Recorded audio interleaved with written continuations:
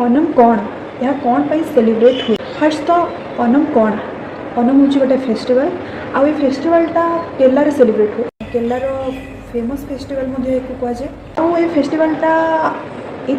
Celebrate हुए तापर गोटे स्टोरी अच्छी से स्टोरीटा आपण मानक कह तो कथाटा ये कि महाबली बोली जड़े असुर राजा थे किंतु से अन्य असुर मान भाया नथिले से बहुत भल थे से दयालु न्यायप्रिय दानशील थे प्रजा मैंने बहुत भल पाते महाबली राज्य में लोक मैंने बहुत खुशी रोते ये कि से दारिद्र आन्य सब भेदभाव नाला यहाँ पुराण में कहुए आ शक्ति बढ़ुला कहुई महाबली गोटे यज्ञ करते से यज्ञ भगवान विष्णु बामन रूप माने जड़े छोट ब्राह्मण रूप आसी आ बामन महाबली को कहते कि मत केवल 3 पाद जमी दियो महाबली तो ये दानशील थे तेणुक से मना कले ना महाबली 3 पाद जमी देवाक राजी होगापर बामन विराट रूप धारण कले प्रथम पादरे से समग्र पृथ्वी मापिदे द्वितीय पादरे स्वर्ग मापिदे तृतीय पाद रखापी आउ स्थान रहा ना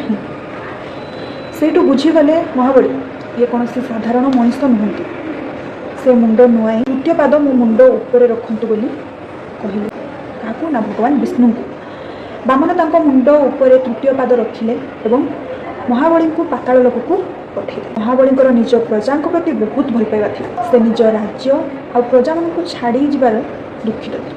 तांकर भक्ति और दानशीलता और प्रजा प्रति भल पाइबा देखी भगवान विष्णु एक बर से वर्ष को थरे निज प्रजा को देखापी फेरी आसपारे से ही विश्वास ओणम पर्व पालन कर लोक मैंने विश्वास करती जे ओणम समय महाबली राजा प्रजा मान देखा करने को फेरी आसती तेणु लोक मैंने घर सजाती फुलरे बाहर जो मुरुज पकाती नुआ पोशाक पिंधती ये ओणम सब सुंदर बार्ता ये राजा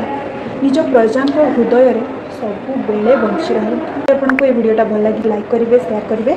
हाँ जावा पूर्व फॉलो कर देखिए रोची टाटा।